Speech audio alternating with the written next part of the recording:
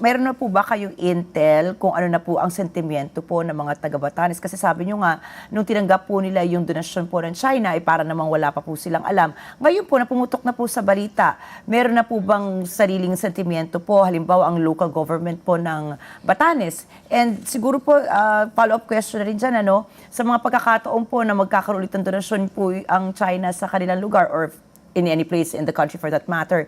Ano po yung magandang hakbang po ng LGU? Dapat po ba ay magkaroon po sila ng mas mataas na vigilance ukol sa pagtanggap sa mga donasyon, sir? Yes, dapat dito number one is awareness.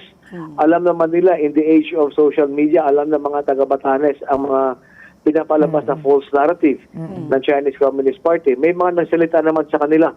Yung isang Navy officer na taga doon, si Commodore Ike Bisagon, sinabi niya, now, we are Ivatan. We are Filipino. And the international community knows that Batanes is part of the Philippines. It's a big joke na pinapalabas ng China, pero dapat may pushback tayo doon.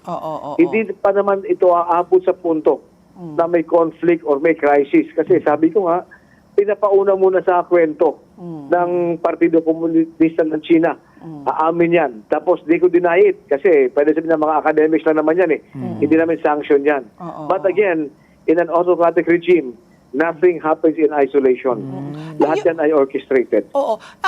So Admiral, yung ganyan, no, kasi kanina rin, no, binalita namin na sinabi po ni DFA Secretary Lazaro na, she's not giving it too much thought because nga that pronouncement was made by supposedly scholars. Hindi naman, kumbaga, hindi official channels, hindi yung ambassador or I guess a spokesperson from their army or whatever. But nevertheless, you said we should still have a pushback.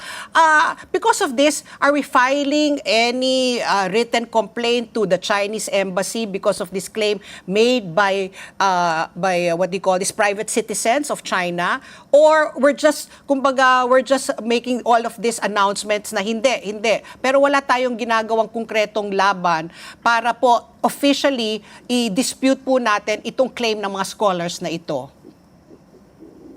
Yes, on the official government stand, not only ito sa Batanes, but sa ibang mga nangyayari sa ating maritime domain like Baho de Masinloc or sa Deccan Tama Shoal, is the appropriate government agency, DFA, na naglalabas ng mga complaints. Opo. May nilabas sila complaint recently yung sa Scarborough Shoal, Baho de Masinloc, yung floating parang equipment yun.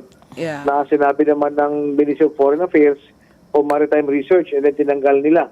So because of the strong pushback, nag-tone down sila. Dinismantle nila, pinull out nila.